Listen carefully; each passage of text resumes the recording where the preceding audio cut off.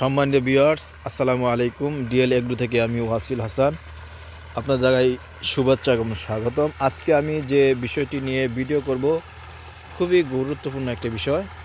সেটা হলো, আপনার যদি পুনা নার্সিং করতে চান, সেক্ষেত্রে আপনাদেরকে প্রাথমিকভাবে যেটা কাজ করতে হবে, এটা হলো আমাদের 12% একটা পুকুর দেখতে পাচ্ছেন, 12% পুকুর। এই যে ছোটো ছোটো পোনার ক্ষেত্রে আপনাদের প্রথম করতে হবে, সবচেয়ে বেটার হয় পানিটা সেচ দিয়ে নেবেন। আমরা পুরো পুকুর এটা পানিতে সেচ দিয়ে নিয়েছিলাম, শুকিয়েছিলাম, এবং তারপর আপনার চুন প্রয়োগ করবেন।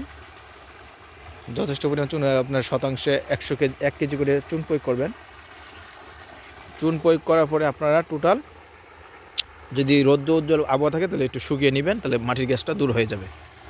তারপরে কি করতে হবে, আপনাকে চতুর্দিকে এই দেখতে পাচ্ছেন গ্যারনেট, এই গ্যারনেট দিয়ে আপনাকে পুরা চতুর্পাশ আপনাকে ডেকে দিতে হবে, যাতে সাপ এবং ব্যাঙ কোনোভাবে না আসতে পারে, সেক্ষেত্রে আমরা লক্ষ্য রাখতে।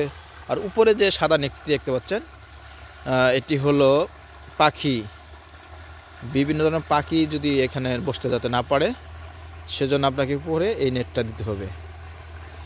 আমরা পুরা পুকুরে নেট দিয়ে দিয়েছি। এখানে আমরা 20,000 তেলাপিয়া মাছ ছাড়বো, নার্সিং করবো ইনশাল্লাহ। দেখতে পাচ্ছেন 20,000 তেলাপিয়া মাছ এখানে আমরা ছাড়বো। এটা আমরা পানি অলরেডি দিচ্ছি, যা শুকিয়ে ফেলছিলাম পুরোটাই। আপনাদের লক্ষণীয় বিষয় হলো, নার্সিং প্রক্রিয়াতে আপনাকে এভাবে আপনাকে প্রসেসিং করতে হবে, অন্যথায় আপনাকে সাপ এবং ব্যাঙ মাছ খেয়ে ফেলবে এবং পাখি মাছ খেয়ে ফেলবে। ধন্যবাদ। কোনো বিষয় জানা থাকলে আমাদেরকে ফেসবুকে নক করবেন অথবা কমেন্টসের মাধ্যমে জানাতে পারবেন। আমরা বিভিন্ন বিষয়ে পরামর্শ দিয়ে থাকবো, সেক্ষেত্রে আপনি উপকৃত হবেন। ধন্যবাদ। সবাই ভালো থাকবেন, সুস্থ থাকবেন। আল্লাহ হাফেজ।